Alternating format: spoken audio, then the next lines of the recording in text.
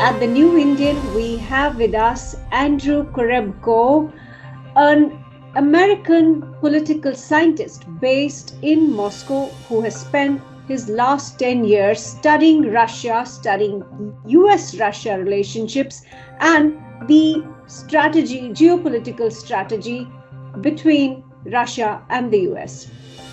Welcome to Reason, the New Indians platform where we get to the reason behind the issues that concern you.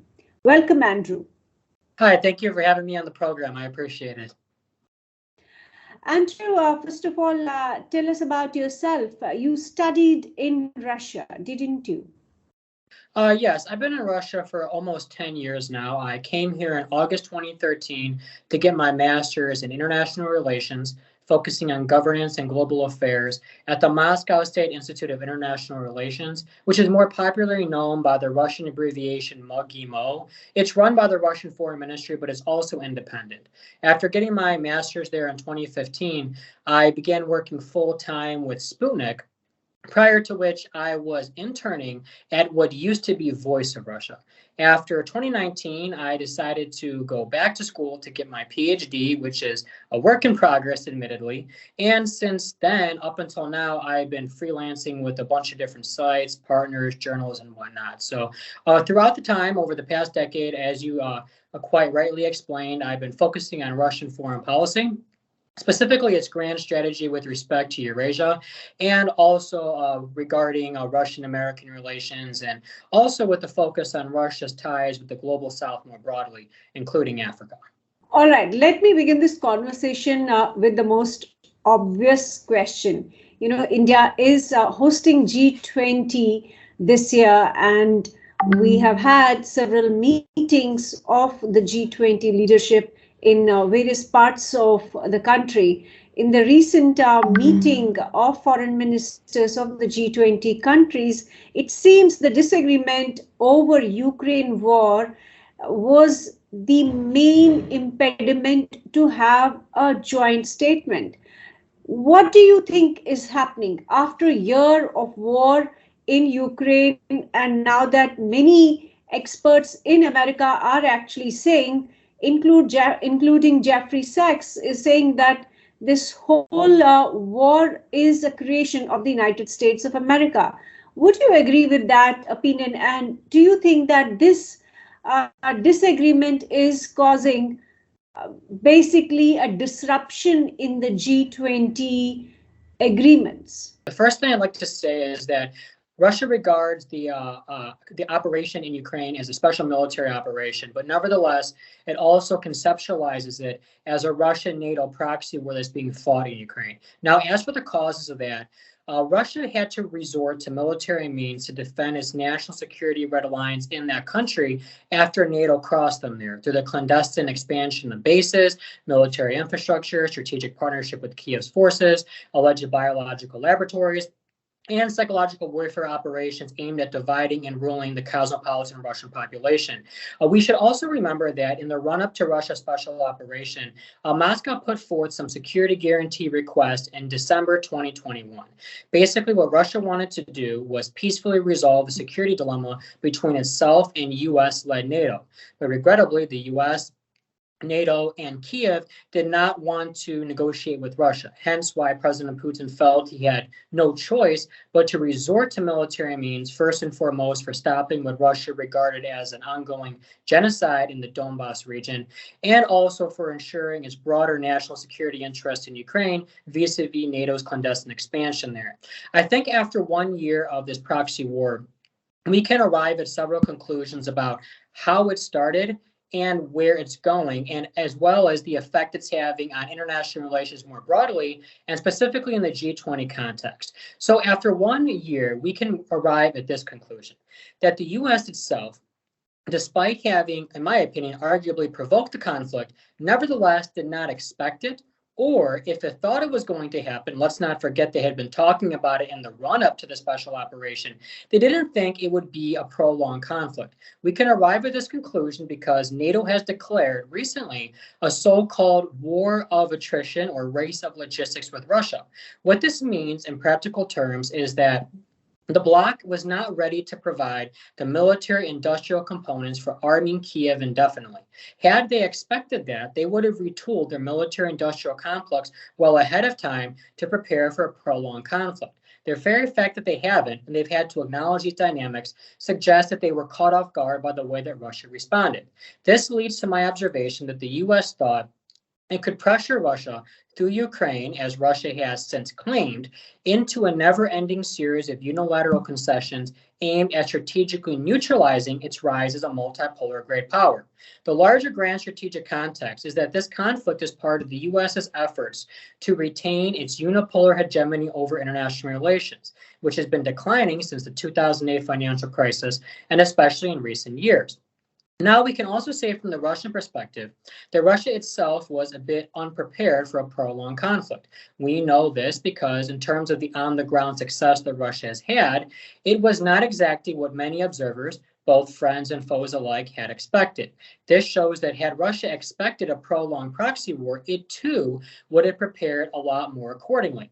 But instead, President Putin, as we now know, was the only party to the Minsk Accords that seriously thought that these agreements would peacefully end the then Ukrainian civil war. We know that former German Chancellor Merkel, French President Hollande, and Ukrainian President Poroshenko have all since admitted over the past few months that they only used the agreements to buy time to rearm Kiev in advance of a final military solution to the civil war. Russia itself was not preparing for that, hence why we have the one-year-long conflict. In terms of international relations more broadly, this is the most dramatic proxy war in what I can describe as the new Cold War. The new Cold War can more broadly be summarized as the worldwide struggle between the U.S.-led West golden billion, as Russia has since taken to calling the U.S. its European allies and Asia-Pacific ones, which comprise approximately 1 billion of the world's population, and the jointly BRICS and SCO-led Global South over the direction of the global systemic transition. The first mention wants to retain unipolarity, whereas the second mention wants to move international relations in a multipolar direction. Amongst the Global South, which we can include Russia and China, those two form what we can nowadays describe as an entente, which is trying to serve as an engine for accelerating multipolar processes in opposition to the golden billion. Size of Ukraine as a country, there is enormous gap. There's massive gap. And most analysts, I remember to begin with, when the war began, thought that Ukraine will be defeated probably in 2 days or 3 days or maximum 1 week, and Russia would be able to take over because militarily Ukraine cannot match Russia. And yet we are seeing a small country like Ukraine with a minimal military is fighting back against Russia, and it is with the help of NATO arms and funding. So why do you say that there was no pre-planning of this war?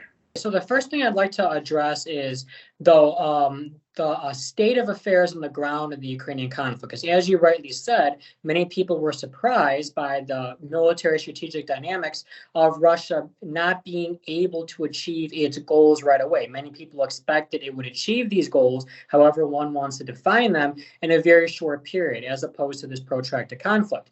Well, we know that Ukraine was armed in the run-up to the conflict with javelins and stingers. These are anti-tank and anti-air munitions, and they are portable. Now, these might seem like small armaments, but they're actually very strategic in the grand scheme of things, because if we look at the way the initial thrust of the Russian offensive, it concerned air and armor. And Ukraine was precisely being armed with these types of armaments, anti-armor and anti-air, which actually, in my opinion, had a decisive effect on shaping those dynamics at the onset of the conflict, which in turn shaped the dynamics up until the present point.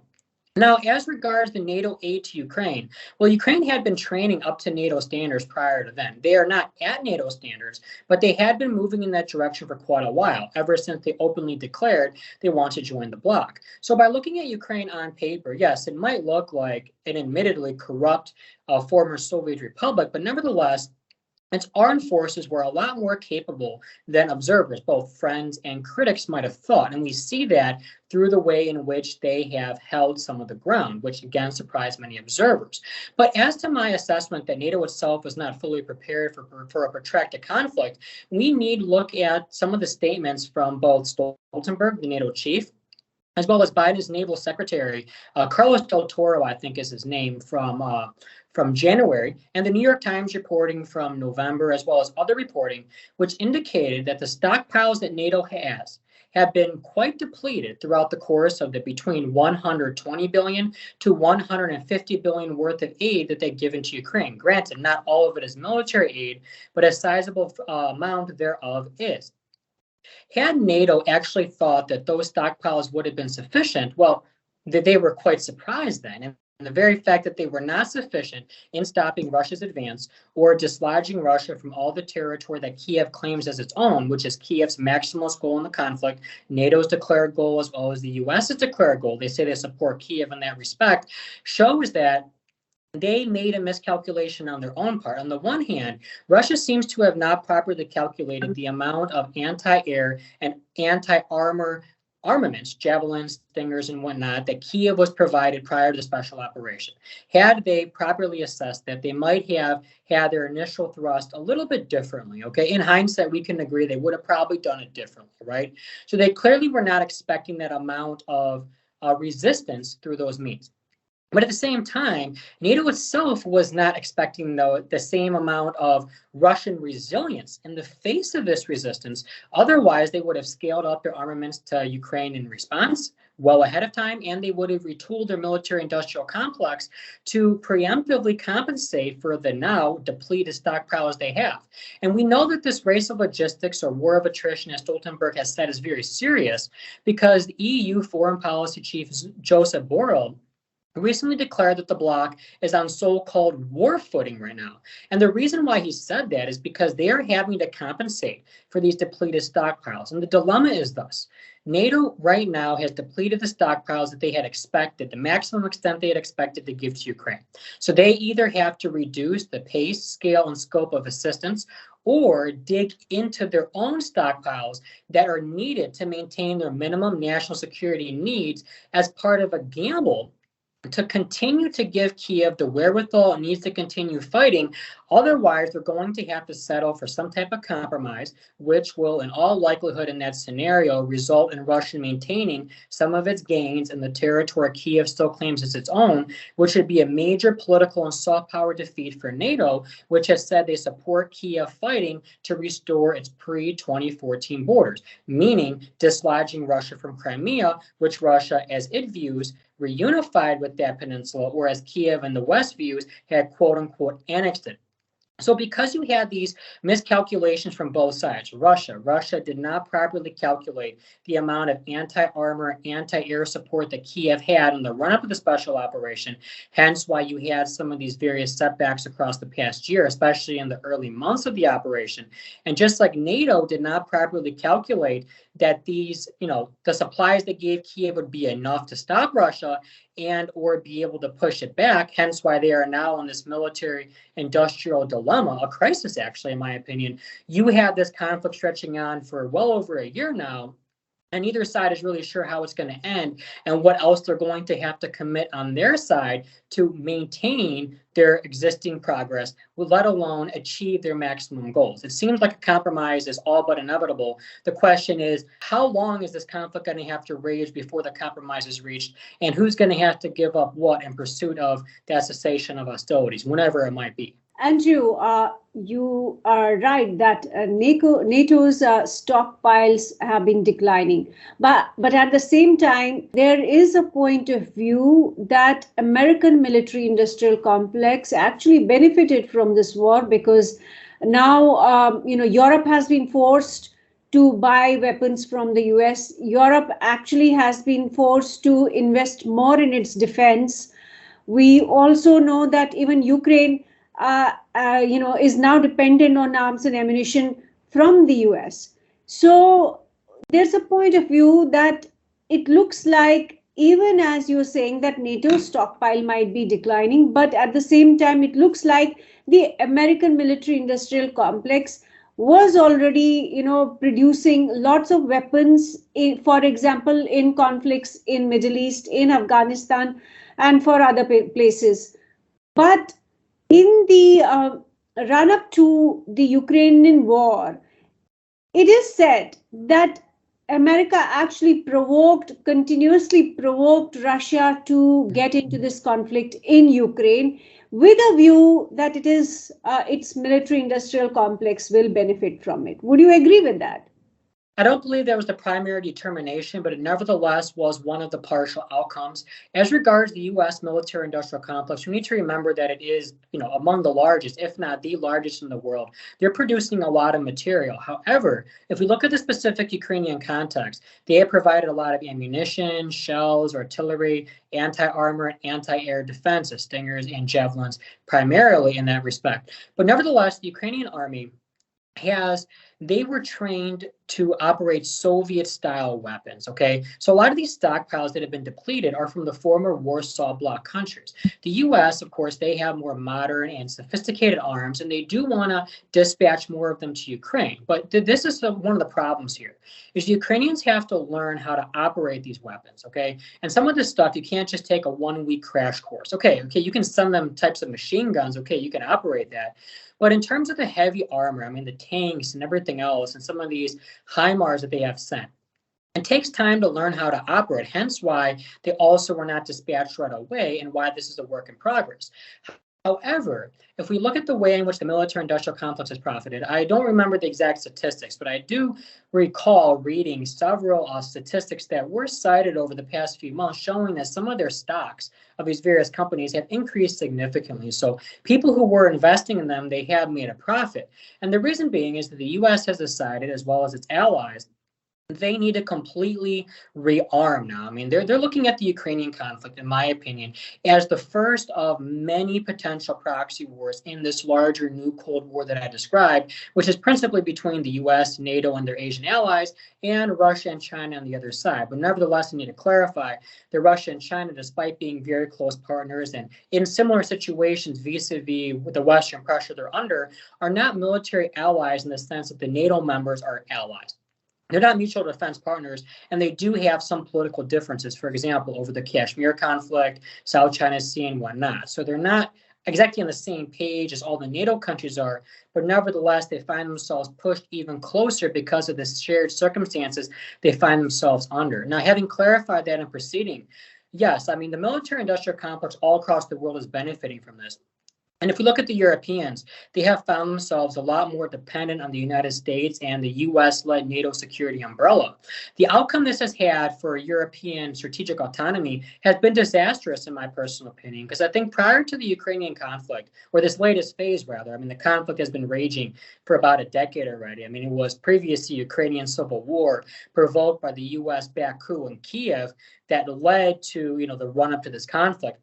But the EU right now, we cannot describe them as strategically autonomous. And this kind of goes into what I was mentioning earlier in my prior response, where you have the global South as a whole, which includes India, other BRICS countries, countries like Turkey, Iran, Saudi Arabia, and whatnot, that find themselves wanting to promote multipolarity, but they don't want to position themselves as opponents of the West.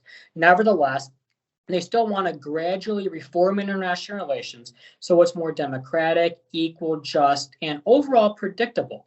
This, in a way, broadly speaking, aligns them with Russia and China, but does not ally them, which is a crucial difference here, because going to talk about India's hosting of the G20, India is the ultimate neutral country in the new Cold War. They have a foot in both de facto blocks, if you will, both multipolarity and unipolarity. They benefit through their much closer economic relations with Western countries, in this case, India, but also they have their own strategic and a very special partnership with Russia, and nevertheless, a complicated but still more or less manageable for now, thank God, relationship with China. I mean, you would not describe India and China as enemies. They're part of BRICS, part of the SCO. They have a complicated bilateral relationship. And to India's credit, it does not allow the U.S. to meddle in that relationship or anybody else. So I think what we see here is instead of a bifurcation or a new bipolarity between the US-led bloc and the Sino-Russo entente, we have what I've written about earlier this week in my Substack that people can read at my Substack or on my social media, including Twitter. We have what I describe as an emerging tri-multipolarity. Tri in the sense we have a tripolar characteristic of the US-led bloc, Golden Billion, Sino-Russo entente, and this de facto Indian-led Global South. And why I say de facto Indian-led, we shouldn't forget the virtual Voice of Global South summit that India hosted in January. That was a major move in the direction of a new non-aligned movement, or a neo-NAM, which would be truly independent, unlike the previous NAM, which was pretty much a plaything of the superpowers, unfortunately. It was very difficult to maintain true independence and sovereignty in those conditions. But India is trying to really take the neutral ground here and become the rallying point around which these other countries can assemble. I mean, after all, India's economic potential, it's amazing. I mean, India is already the 5th largest economy in the world. It's slated to be the 3rd largest by the end of the decade at the latest. It might actually become sooner. And India is trying to show that there is a neutral middle way. And this puts India in a very unique position where, by the way that fate had destined it, India happens to be chairing the G20 at this unique moment in international relations. But you have this trifurcation between US-led bloc, Sino-Russo entente, and Indian-led Global South, but you still see a lot of characteristics of multipolarity, hence why I describe it as tri-multipolar, because countries like Saudi Arabia, Iran, Turkey, Brazil, South Africa, they're still pretty sovereign and independent. I mean, they're not proxies of any of these three. So that's why I describe the evolving global systemic transition as having reached or very closely approaching a tri-multipolar phase where the world isn't divided between the US and China like people thought.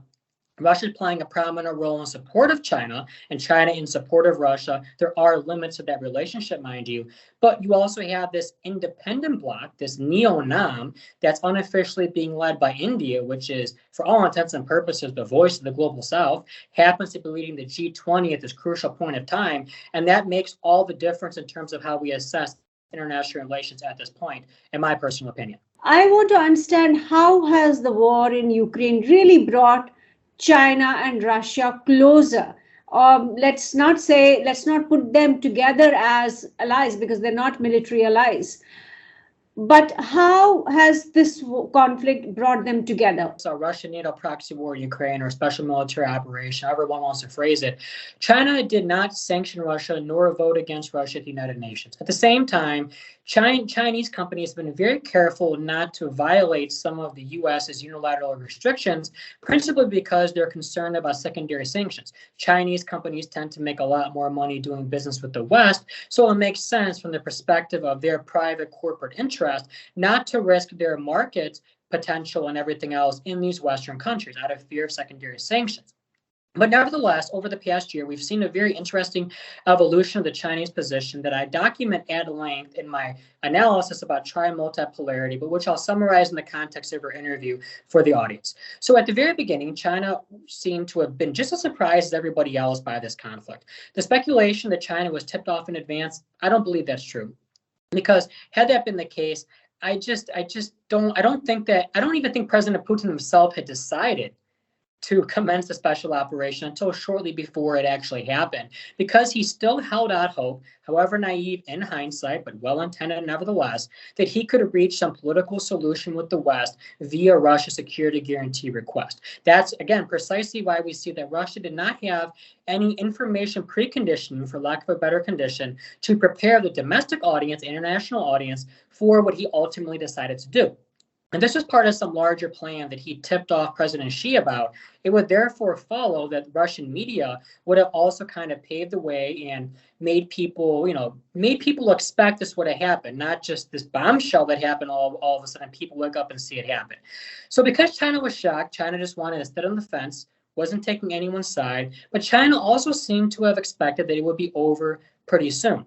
When that didn't happen, we saw that China decided to, in a way, reconsider how it was approaching relations with the United States. Why I say this is we know that China's grand strategy is predicated on a stable, globalized environment because China is an export-driven economy and needs to maintain exports. To that end, it needs to maintain international stability. The trade war and COVID-19 and everything else had really shook that globalized system. But it wasn't until the latest phase of the Ukrainian conflict that I think most observers realized that globalization will truly never be the same again. With that in mind, and ahead of the CPC National Congress in October, President Xi seemed to have decided he wants to make an outreach to the United States. This isn't speculation. We see what he did at the G20 summit in mid-November in Bali. He met with President Biden, a lot of his Western counterparts. Western media was quite impressed. They were talking about President Xi turning over a new leaf. The Washington Post praised him. We saw that what President Xi seemed to have wanted to do was reach what I have since described as a new détente with the United States. Basically, he seemed to have wanted to negotiate a series of mutual compromises with the United States aimed at establishing a new normal in their ties for the purpose of stabilizing the globalized system upon which both the Chinese and American economies disproportionately depend. However, due to the unexpected balloon incident that took place last month, regardless of who you want to blame for it and how we might think it happened, whether it was a Chinese spy vehicle or just a weather vehicle, the fact of the matter is that unexpected event had a purpose, in hindsight, of derailing the new détente. Hardliners on both sides, in China and the United States, principally in their military bureaucracies, realized that there is no negotiating with one another, okay? They kind of started having a revival of their influence over Biden and President Xi. We know this because of the rhetoric that came out of both countries afterwards, and the fact that when Secretary of State Blinken met with his Chinese counterpart Wang Yi in Germany last month, a couple of weeks ago at the Munich Security Conference, instead of trying to repair their relations, it was pretty much a pretty tense face-off. I mean, Blinken himself had said that he was chiding China over its alleged speculation of it possibly considering arming Russia, which I want to get to now, okay? After the failure of the new détente, which only had a brief life cycle, in my opinion, from mid-November until early February, nevertheless was well-intended on both sides, because both the security dilemma between the U.S. and China peaked as a result of that scandalous incident, China seemed to have realized then that, they need to recalibrate their approach towards the Ukrainian conflict. And this is not just my subjective assessment. We can recall the interview a couple days ago with Chinese envoy to the EU, Fu Kong, I believe is his name. I wrote about it the other day, where he revealed in the interview, it was a far-reaching interview about Chinese-European relations, that he assesses, and mind you, is by all indications, he was speaking in an official capacity as the Chinese envoy to the EU, which makes what I'm about to say very significant, that the longer the Ukrainian conflict drags on for, the more money the U.S.'s military-industrial complex is making, exactly as we discussed, but also that it serves to contain China. And this kind of aligns with what I had written prior to his interview. I had no idea he was going to say this, but it vindicates my assessment I'm about to say here. China seems to have changed its approach to the Ukrainian conflict. Instead of seeing it as a Russian-Ukrainian conflict or just a Russian-NATO proxy war, which is already significant in and of itself, China seems to realize, or see now rather, that the longer the conflict goes on for, the more difficult its own security environment becomes. Let's also note that in recent weeks, President Putin and his predecessor Medvedev have both been warning about the worst case scenario of Russia's balkanization if it loses its special operation. Now, there is no indication it's going to lose, but the very fact that Russia began talking about this scenario, about how the West wants to balkanize Russia, note the rhetoric coming after the balloon incident. It appears to me that Russia was signaling to China that, if we go down, we don't think we're going to go down, but if NATO throws all of its military industrial capacity at us in Ukraine in the coming months, in this case by giving Ukraine modern weapons, whether or not they're armed by Ukrainians or NATO servicemen disguised as volunteers, mercenaries, or whatever else, if they shift the military strategic dynamics against us, God forbid, they're not saying it will happen, but if it does, we risk balkanization, which is going to completely destabilize your northern periphery, okay? And that, I think, contributed, if you look at the failure of the new détente through the balloon incident, the rise of hardliners in the PLA, which occurred at the same time as the rise of anti-Chinese hardliners in the Pentagon, and NATO openly talking about wanting to balkanize Russia, and Russia finally echoing these worst-case scenarios, saying, hey, They're worst case, they're fringe, but hey, we're going to talk about them because it could happen in the worst case scenario. China seems to have considered, you know what? If NATO defeats Russia in Ukraine, that's going to directly affect our national security. Amidst all this, let's not forget, according to reports both from Taiwanese and American media, the U.S. has a backlog of $19 billion worth of arms they want to give to Taiwan. They haven't been able to keep up these, orders because they've been prioritizing Ukraine, but $19 billion is still a lot. So China realizes we want to talk with the United States, but we're still being militarily contained. Japan has announced its outright remilitarization and contravention of its pacifist constitution. Granted, they use the loophole of self-defense to kind of justify that domestically. China sees it being militarily contained in the East and South China Seas. That's not stopping despite its outreaches to the United States. The balloon incident led to anti-PRC hardliners rising in the Pentagon. Now we see Russia's talking about the worst case scenario of its own balkanization. And then you have Fu Kong, Chinese envoy to the EU, talking about how, well, the longer the conflict goes on, it actually, serves to contain China, among other things, such as reinforcing U.S. hegemony over the EU. And now we have the U.S.'s reports that China might be considering arming Russia.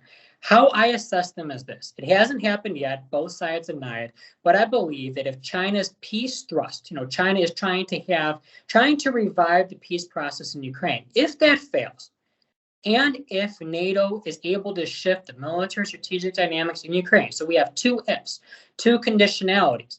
So if you have these two scenarios, these two variables moving in that direction, peace process fails, isn't revived, and NATO and Kiev go on the upswing in this proxy war and start decisively pushing Russia back, it would therefore follow that it's in China's national security interest to prevent Russia's defeat, and therefore, just like NATO is supporting Kiev, provide, if not the same amount of support, something below that, but enough to make a difference to stop Russia from more defeats. I do believe it is credible. It makes sense from the perspective I've explained. I'm not saying it will happen, but I wouldn't dismiss the scenario either for the reasons I explained. All in all, we do have, the last thing I want to say on this point before maybe you can ask me more questions is, the U.S. and the EU have very strongly implied that China would be sanctioned if that happens. Just like the U.S., in my opinion, provoked the latest phase of the Ukrainian conflict, which is subsequently exploited to initiate a forced decoupling of Russia and the EU, which served to reassert the U.S.'s previously declining hegemony over the EU and deal a death blow to the EU's prior strategic autonomy in the new Cold War. So too do I believe they would seek to exploit any potential dispatch of lethal aid from China to Russia and the circumstances I explained, for the reasons I explained, to force an EU-Chinese decoupling, which would be mutually disadvantageous for both, also destructive for the United States, but would nevertheless lead to this major bifurcation between the Sino-Russo Entente and the Golden Billion, which is only kept together because of the Chinese economic relationship with the U.S. and the EU. But if the U.S. decides to force a complete split, whether gradual or instantaneous, it would be destructive for the global economy. All sides would be hurt tremendously.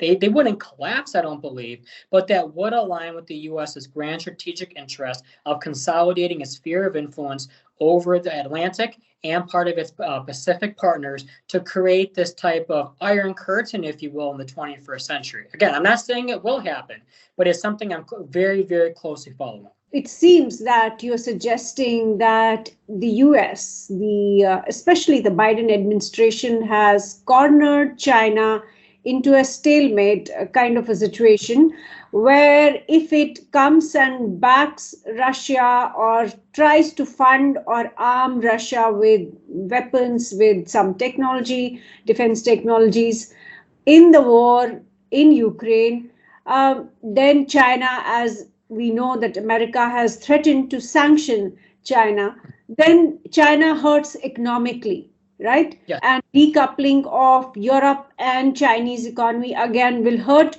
both Europe and China.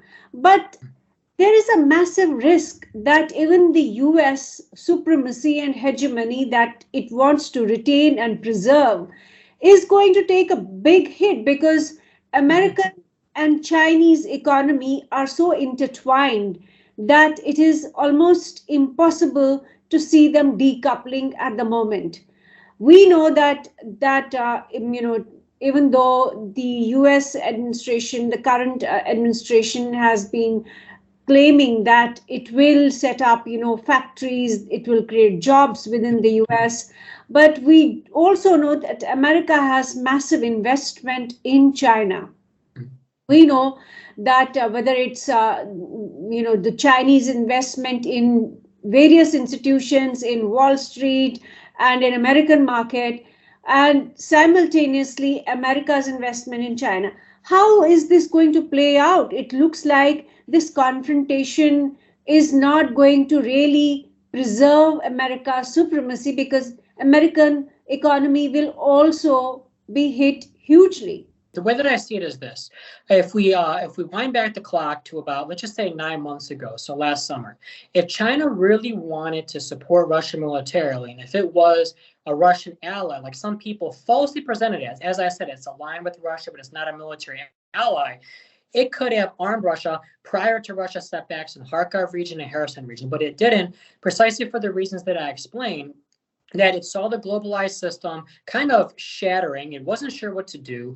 The basis upon which its grand strategy was predicated was collapsing before its eyes, didn't know what to do, and it eventually decided to recalibrate by pursuing a new détente with the United States, which would have preemptively been neutralized had it armed Russia earlier. So hence why now it's considering doing this, because it kind of realizes there's no going back to the prior globalized system. The U.S. continues to militarily contain China and the Asia Pacific, especially through Japan's impending remilitarization that it declared, and so on and so forth. But in the event that China feels coerced through NATO, what NATO would do in Ukraine, as I explained, into arming Russia, I believe the sanctions, the most realistic sanctions that would be imposed by the US and the EU, would probably be at first be targeted sanctions. They wouldn't be altogether banning trade. As you rightly explained, that would pretty much be suicidal for everybody involved.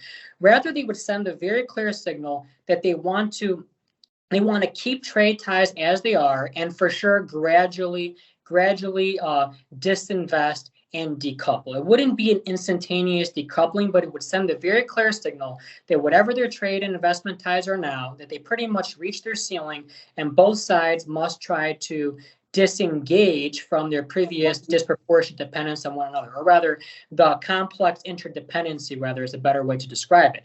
That being the case, as you rightly also described, the U.S. has a lot of plans for diversifying from China. Some of these are re-offshoring into ASEAN, specifically Vietnam. There are a lot of plans for India, especially with regards to chips and iPhones and everything else, as well as bringing it back to the home front, to the United States. We have the U.S.'s CHIPS Act, which is specifically designed with that purpose in mind. But these are works in progress that take a lot of time.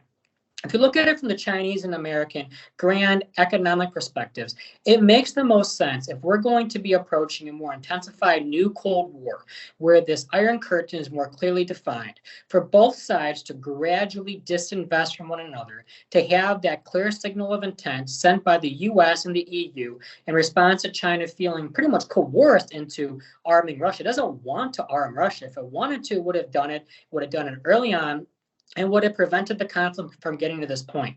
It consciously chose not to do that, but now that it's on the cards, because China feels like, if this proxy war goes south for Russia, China's own national security is going to be very, very adversely affected. And as I mentioned, the certain faction, the PLA, that I speculate is really kind of on the upswing nowadays, which is responsible for recalibrating China's approach to this conflict. They see things in a security-centric way.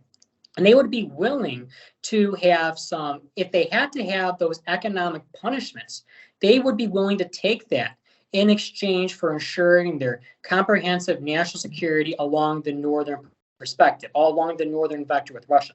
So I think they've made that choice that if they feel they have to do that, they will do that if they're moved in those circumstances. But I think that for all sides in that scenario, the most likely trajectory is that you'd have targeted sanctions similar to those that the U.S. imposed against Turkey for purchasing Russia's S-400s. They might expand them a little bit more to include specific individuals, other related companies, and whatnot, but it would send the signal that they're not going to scale up investment. And why I say this is we should remember the comprehensive agreement on investment that China and the EU had. It's pretty much been frozen because the US was able to coerce the EU into weaponizing perceptions about Xinjiang. I do not pay much credence to those claims in Xinjiang, but I understand some people feel differently. They decided to weaponize perceptions about that issue and others to freeze the comprehensive agreement on investment. Had that not been frozen, the EU would have had even closer investment ties with China, and the very scenario of them gradually decoupling and diversifying from China over the next decade would have sounded ludicrous because they'd have been even more engaged with one another in that complex relationship of economic interdependence. But because the U.S. was able to successfully freeze the comprehensive agreement on investment, now we're talking about possible EU sanctions against China in response to arming Russia. We know these sanctions are on the cards because of what the German foreign minister, Annalena Baerbock, has on at least 2 occasions thus far very strongly implied, meaning it's coordinated with the United States, similar in a sense to how the anti-Russian sanctions were coordinated prior to the run-up to Russia's special operation. I think we can conclude that there would be a gradual decoupling. There might be some hiccups, there might be some road bumps, but I think that they're going to be moving in the direction of the golden age of Chinese Western economic interdependence, I believe, is over. The question is, where does it go from here? And how do both sides move on in a way that they can still manage this divorce? China doesn't want this divorce, to be very clear. But if it's going to happen, if China feels it has to arm Russia, which again, we have 2 ifs. Is the China peace plan going to succeed? Yes or no? Is NATO going to reverse the military strategic dynamics that are trending in Russia's favor? Yes or no? The answer to these 2 questions is going to determine whether or not China feels it has to arm Russia. And if China feels it has to and does so, then we talk about the sanctions that are imposed in response.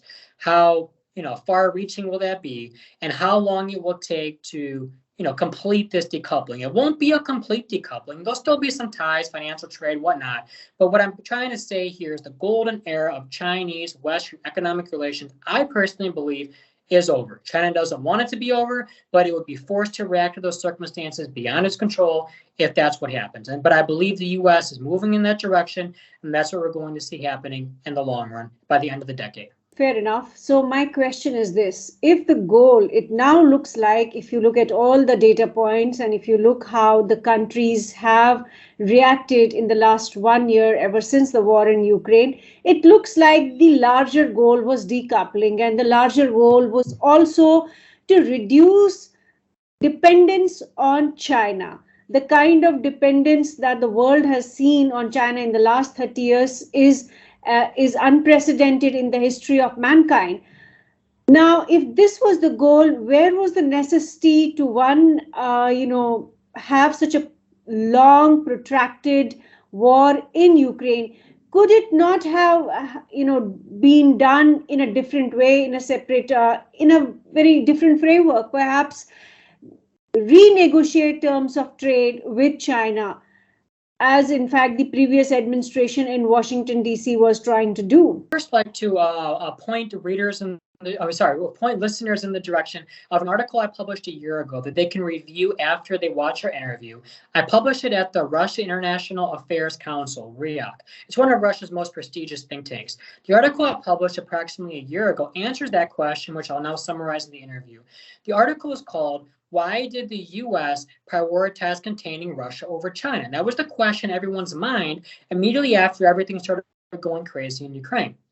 I'd like to briefly summarize what I mentioned in the article, and then listeners can review the article for more information about that. So pretty much in the run-up to that conflict, the U.S. saw the dynamics as this. They looked at Russia and China as the 2 main engines of the emerging multipolar world order that needed to be contained or stopped one way or another.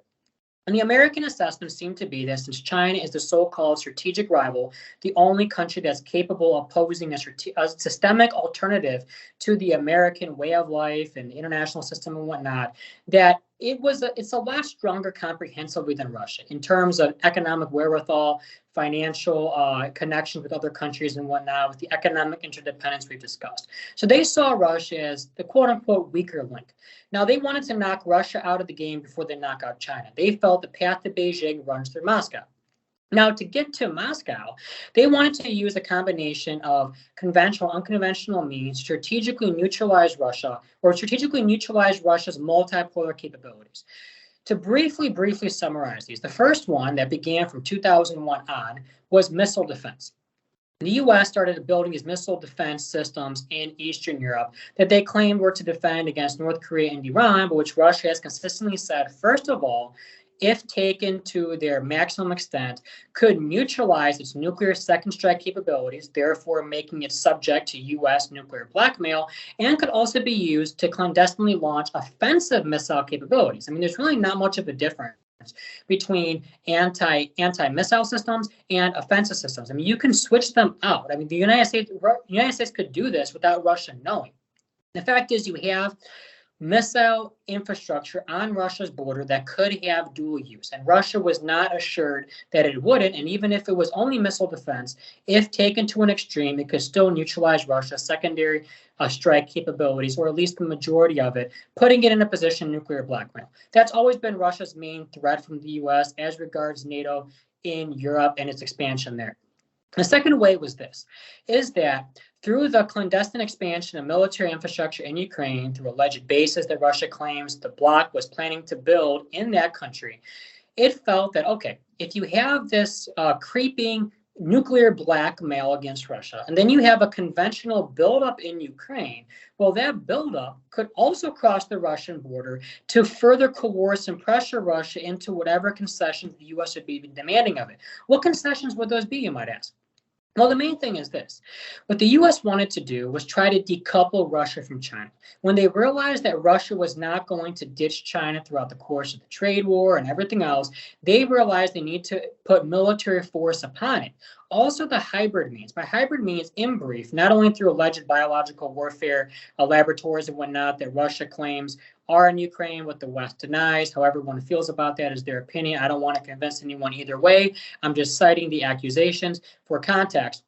But also through the U.S.'s support of what Russia regards as Ukrainian terrorists. Some of these neo-Nazi groups, some of these, religiously inspired groups that Russia has claimed Kiev has supported with NATO backing in Ukraine, aka Chechen separatist terrorist groups as Russia regards them. And also this whole psychological warfare of trying to convince Russians that, you're either, that, you can have a so-called Russia for Russians, this ethno-nationalism that would completely balkanize the historically cosmopolitan Russian civilization state. So you have this. I'm oversimplifying just for the sake of time here. I talk about it a bit more in that REAC article that I pointed to listeners to. So the U.S. thought that, okay, they can pressure Russia into taking its side against China, or at the very least, taking a position of neutrality that works against China's interest, so that the U.S. can focus on containing China more robustly in the Asia Pacific, including through economic means. President Putin regarded it as unacceptable and did not want to have any type of zero-sum game, did not want to improve relations with the West at the expense of China. Therefore, because Russia was seen as the weaker link in the Russo-Sino Entente, the U.S. decided to prioritize containing it in Ukraine, hence why Russia felt its red lines were crossed. If Russia didn't act against some of these conventional, unconventional threats I mentioned, inevitably, Russia would have been placed in a position of strategic and specifically nuclear blackmail, whereby it would have been forced into a series of never-ending concessions, economic, strategic, military, up to balkanization, as President Putin has now openly started warning about, and so has Medvedev, that it would have ceased to exist. This is why Russia has begun to paint the conflict in existential terms. Whether one agrees with that assessment or not, this accurately reflects, in my opinion, the way through which Russia assesses the conflict. So in short, the U.S. made a strategic gamble that instead of trying to reach a deal with Russia in Europe and then focusing on containing China, they thought they could knock Russia out of the strategic game. They did not expect Russia to intervene in Ukraine. If Russia intervened, they thought that it would have been restricted to the Donbas region. When Russia went all out in northern, eastern, and southern Ukraine, they were caught off guard. But as I mentioned, both sides had their own respective miscalculations, and neither side expected the conflict to last this long. This led to a military strategic dilemma for NATO and the U.S. because I'd like to remind our listeners, all those arms that the U.S. is giving to Ukraine already, in terms of the total aid, which is not entirely military, but a large amount is between 120 billion to 150 billion, all those arms that still aren't enough, that are being blown up and haven't stopped Russia, they're not being sent to the Asia Pacific. They're not being sent to Japan, Taiwan, ASEAN states like the Philippines. So basically, from the U.S.'s perspective, all those stockpiles that were pretty much, blown up now they have to dig into their own stockpiles that they need for maintaining their minimum national security needs as they understand them to be. Well, that's the opportunity cost. They could have been sent to the Asia Pacific for containing China, and now they're blown up in Ukraine. So I think that was also a misstep. U.S. definitely did not see things that way. That's why we have the $19 billion backlog in arms for Taiwan. There wouldn't be a backlog if they didn't have to continue arming Ukraine. They could have produced more of these weapons and focused on that. So this has kind of led to a situation where the U.S. continues to militarily contain China and the Asia Pacific, especially through supporting Japan's remilitarization, the expansion of its base agreement with the Philippines, and everything it's doing with Taiwan. But it's not enough to achieve what it wants to do in the sense of strategically coercing China into capitulating to the U.S.'s demands, which would, for all intents and purposes, result in the U.S. expanding, or rather retaining, its unipolar hegemony over international relations that it still claimed to. So the U.S. kind of found itself in the dilemma. Basically, all sides found itself in a dilemma. Russia did not expect the conflict to go on for a year. Nevertheless, the Russian economy didn't collapse. Very impressive. The Russian financial ministry and everything else was able to manage the economic consequences very, very well. But at the same time, it has not been able to achieve its military and strategic goals in Ukraine, hence why it continues fighting. From the U.S.'s perspective, the U.S. thought, well, hey, they'd be able to either not even have a conflict. They thought President Putin would capitulate. He didn't capitulate. Thought the conflict would end quickly or Ukraine would win. It didn't happen. They're burning through their stockpiles, and they can't more robustly contain China on the time scale that they possibly would have predicted. They thought Russia would capitulate or whatever else. And from China's perspective, they never expected globalization to be shattered as the previous globalized model. There is still globalization, but it's not the same as before, to be shattered the way it has been by the Ukrainian conflict. They thought the conflict would be over quickly, swift Russian victory, everything would quickly restabilize. No, that didn't happen. Nor did they think that their attempted new détente with the U.S. would fail as a result of the unexpected balloon incident. And nor did they think they'd be in a position where actually, if NATO throws, proverbially speaking, the kitchen sink at Russia in Ukraine, and Russia starts to get on the back foot very seriously, they'd have to, consider dispatching lethal aid to Russia to prevent the worst case scenario of Russia's balkanization, as President Putin and former President Medvedev have now begun warning about. So all sides have really found themselves in situations they did not expect a year ago. And that makes everything a lot more uncertain. But nevertheless, at the same time, I think because all sides find themselves in these dilemmas, for all the reasons I explained and other reasons, in a way, in a perverse way, it kind of stabilizes situations, because nobody wants to really escalate in a crazy way because they're afraid of what's going to happen, because each escalation in their own way carries with it certain risks. Russia can only escalate so far without having certain pushback from NATO. NATO can only escalate so far without Russia potentially responding by backing Russia in the most extreme scenario to the same extent that NATO is backing Ukraine, but at the expense of China having these sanctions and accelerating the decoupling with the West, which would be very disadvantageous for the Chinese economy that's still trying to recover from zero COVID and everything else. So it's very difficult. It's very complicated. The US has actually failed to retain its hegemony, unipolarity of the world. It looks like we're already into a multipolar phase of humankind. And we also know that China is not going to be destroyed, even as the hardliners in the US or Europe might want it to. China will not be destroyed. We also know that Russia has not been destroyed, even though there were doomsayers who were saying that Russia will be finished.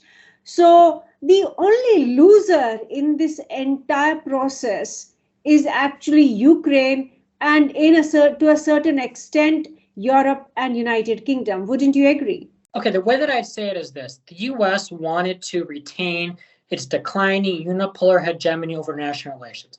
I believe the world has already been in the midst of the emerging multipolar transition for quite a while. We can go as far back as 2008 to make that assessment. Other people have different timelines with what they say, but overall, we can see that with the rise of China at the very least, it was no longer a multipolar world. But the U.S. thought it could retain or restore unipolarity through its gambit of trying to strategically knock Russia out of the great geostrategic game.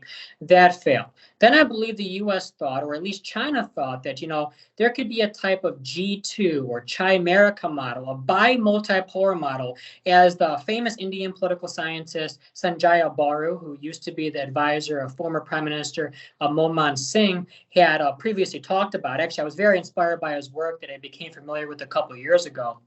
I've cited it tremendously over the past year and a half. He was talking about a bi-multipolar world where actually you'd have even Kishore Mahbubani, who's a Singapore-based academic. He was in fact propagating this idea of bipolar world where China and US could actually control the entire world. Yeah.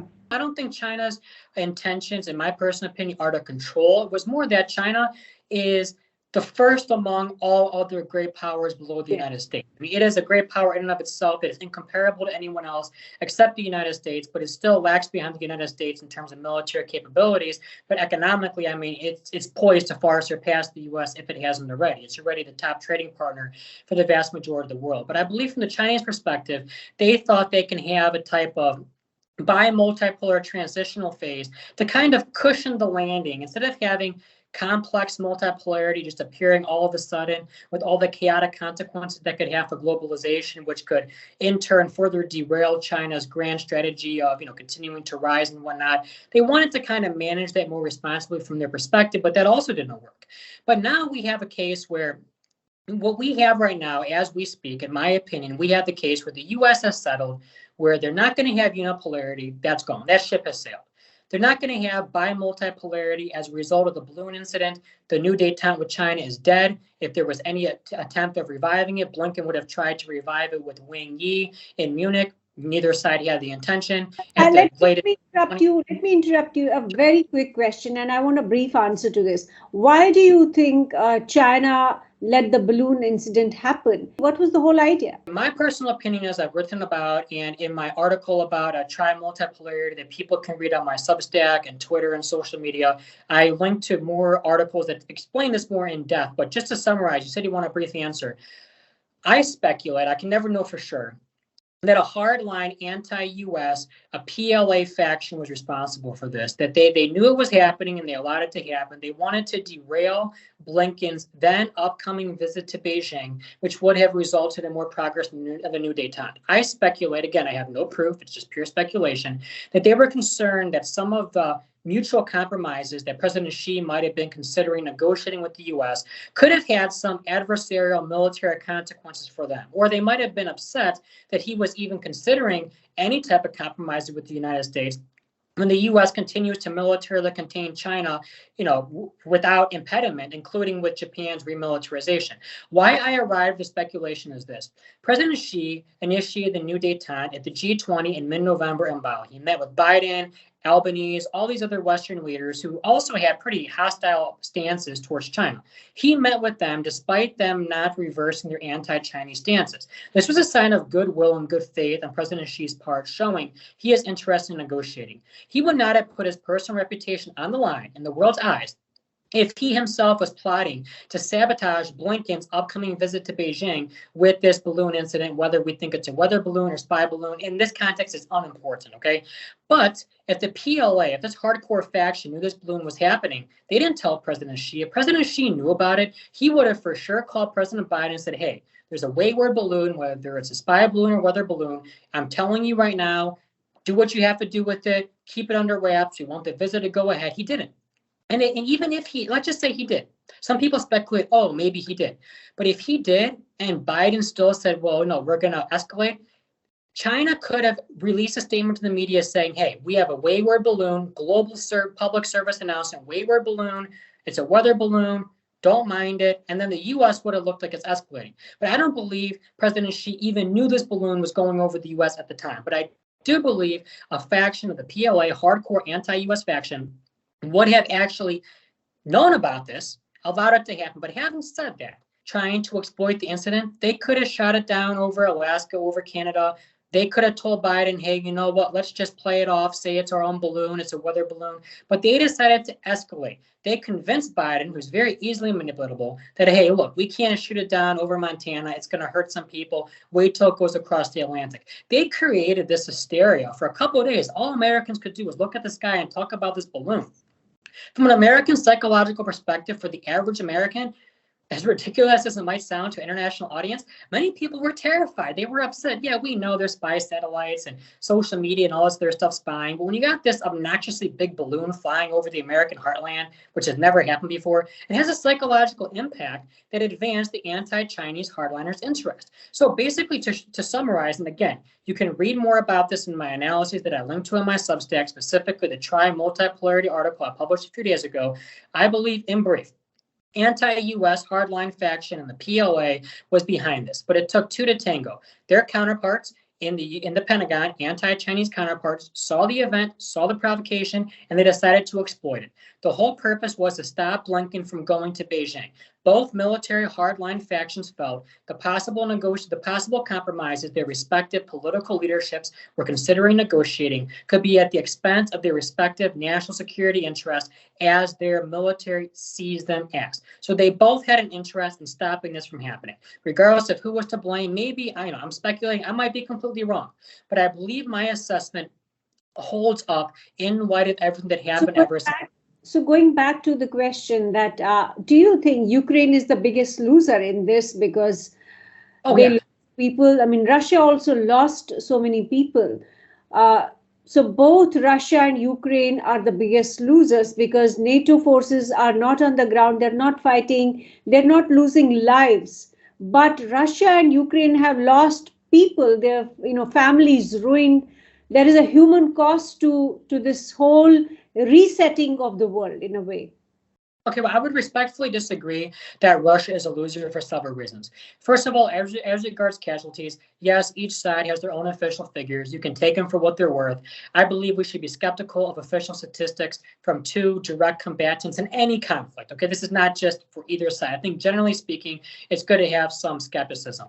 But I think that if we look at altogether the losses that Russia and Ukraine have had, the Ukrainian economy is destroyed, okay? Ukraine itself, the infrastructure, a lot of it has been destroyed, especially the military-related infrastructure.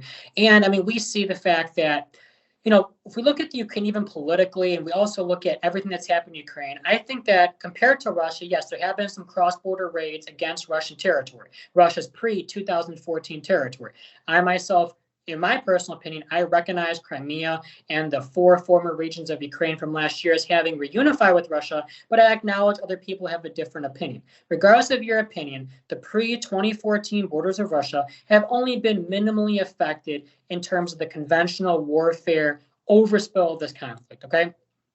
I think that you can't compare that type of destruction to what has happened in Ukraine. Also, I think that if we go back to what had happened, and I mentioned that both former Ukrainian President Poroshenko, German Chancellor Merkel, and French President Hollande, they have all openly, subsequently admitted that they were just exploiting the Minsk Accords to build up Kiev's forces in preparation of a final military solution for the then Ukrainian civil war. But if the Ukrainian government, including President Zelensky, would have actually been serious about peace and actually said, look, let's have this decentralization. Okay, fine, it is what it is. We can avert a larger conflict. We wouldn't even have this. I mean, look, what Russia wanted to do, the main reason why I believe President Putin was strung along, respectfully speaking, for so long and taken advantage of by especially former Chancellor Merkel is this. President Putin sincerely believed, if you look at everything on paper, it made the most sense from the objective interest of all parties, Ukraine, the EU, and Russia, to have a peaceful solution to the Ukrainian civil war. Why? Because Russia envisioned itself functioning as the Eurasian land bridge, connecting the European and the Chinese economies. It could benefit from trade across both of them and add value to that. And it would supercharge the Russian economy throughout the rest of the decade. President Putin believed this, and it made the most sense from Germany's perspective, France's perspective, Ukraine's perspective, and Russia's perspective. But precisely because President Putin miscalculated the intentions of his interlocutors, he did not realize they were driven by ideological consideration. which differed but were also somewhat similar regarding Ukraine, France, and Germany in terms of them having some, Western supremacy or whatever we want to talk about. Basically, they were operating on different calculations than he thought.